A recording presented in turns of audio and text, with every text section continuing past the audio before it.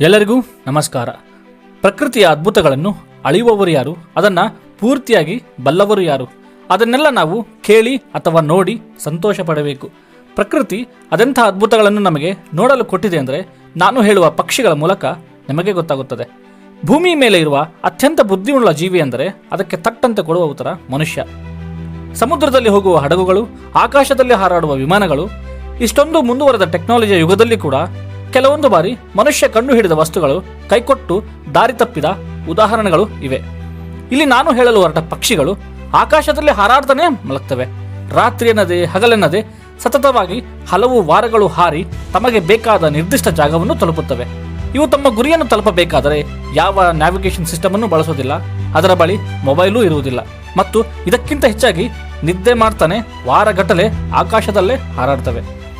ಈ ಪಕ್ಷಿಗಳು ಇಷ್ಟೊಂದು ನಿಖರವಾಗಿ ತಮ್ಮ ಸಂತಾನೋತ್ಪತ್ತಿ ಸಮಯದಲ್ಲಿ ತಮಗೆ ಅನುಕೂಲವಾದ ಜಾಗವನ್ನು, ಸಮುದ್ರಗಳನ್ನು, ಖಂಡಗಳನ್ನು, ಸಾವಿರಾರು ಕಿಲೋಮೀಟರ್ ದೂರಗಳನ್ನು ಕೆಲವೊಂದು ಬಾರಿ ನಿಲ್ಲಿಸದೆ ವಾರಗಟ್ಟಲೆ ಪ್ರಯಾಣ ಮಾಡ್ತಾನೆ ನಿದ್ದೆ ಕೂಡ ಮಾಡುವ ಸಾಮರ್ಥ್ಯವನ್ನು ಹೊಂದಿರುತ್ತವೆ.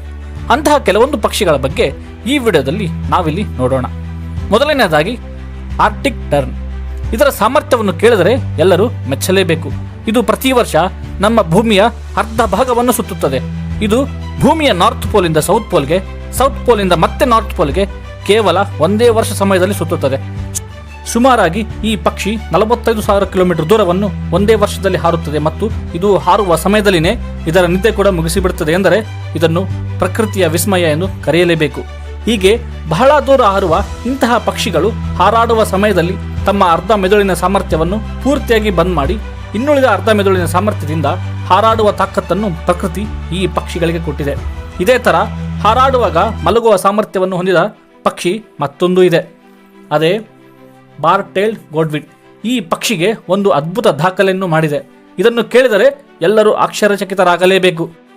ಇದು ಅಮೆರಿಕದ ಅಲಾಸ್ಕಾದಿಂದ ಆಸ್ಟ್ರೇಲಿಯಾದ ತಸ್ಮಾನಿಯವರೆಗೆ 11 ದಿನಗಳ ಕಾಲ 13,000 ಕಿಲೋಮೀಟರ್ ದೂರವನ್ನು ಸಮುದ್ರದ ಮೇಲೆ ಹಾರುತ್ತಾ ಯಾವ ನ್ಯಾವಿಗೇಷನ್ ಮ್ಯಾಪ್ ಅನ್ನು ತನ್ನ ಹತ್ತಿರ ಇಟ್ಕೊಳ್ಳದೆ, ಊಟ ಕೂಡ ಮಾಡದೆ ಗಾಳಿಯಲ್ಲಿ ಹಾರ್ತಾನೆ ನಿದ್ದೆ ಮಾಡ್ತಾ ಪ್ರಯಾಣ ಮಾಡ್ತಾ ತನ್ನ ಗುರಿಯನ್ನು ತಲುಪಿದೆ. ಭಗವಂತನ ಸೃಷ್ಟಿಯ ಪ್ರಕೃತಿಯ ವಿಸ್ಮಯ, ಅದ್ಭುತಗಳು ವರ್ಣನಾತೀತ ಎಂಬುದಕ್ಕೆ ಈ ಪಕ್ಷಿ ಹಾರಿದ ದೂರನೇ ಸಾಕ್ಷಿಯಾಗಿದೆ. ಹೀಗೆ ಇನ್ನೂ ಹಲವಾರು ಪಕ್ಷಿಗಳು ವಾರಗಟ್ಟಲೆ ಗಾಳಿಯಲ್ಲಿ ಹಾರುತ್ತಲೇ ನಿದ್ದೆ ಮಾಡಿ ಮುಗಿಸುತ್ತವೆ.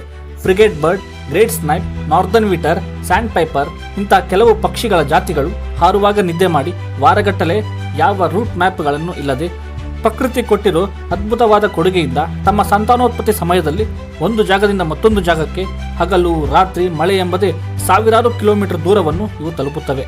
ಈ ವಿಡಿಯೋ ಮಾಹಿತಿ ಇಷ್ಟವಾದಲ್ಲಿ ನಿಮ್ಮ ಒಂದು ಮೆಚ್ಚಿನ ಲೈಕ್ ಇರಲಿ. ಈ ವಿಡಿಯೋಗೆ ಇರಲಿ. ನೀವಿನ್ನು ನಮ್ಮ ಚಾನಲ್ಗೆ ಸಬ್ಸ್ಕ್ರೈಬ್ ಆಗದಿದ್ದಲ್ಲಿ ಕೂಡಲೇ ಸಬ್ಸ್ಕ್ರೈಬ್ ಆಗಿ. ಹೊಸ ವಿಡಿಯೋ ನೋಟಿಫಿಕೇಶನ್ಗಾಗಿ ಬೆಲ್ ಐಕಾನ್ ಅನ್ನು ಕ್ಲಿಕ್ ಮಾಡೋದನ್ನು ಮಾತ್ರ ಮರಿಬೇಡಿ. ಧನ್ಯವಾದಗಳು. ಸರ್ವೇ ಜನ ಸುಖಿನೋ ಭವಂತು. ಜೈ ಹಿಂದ್.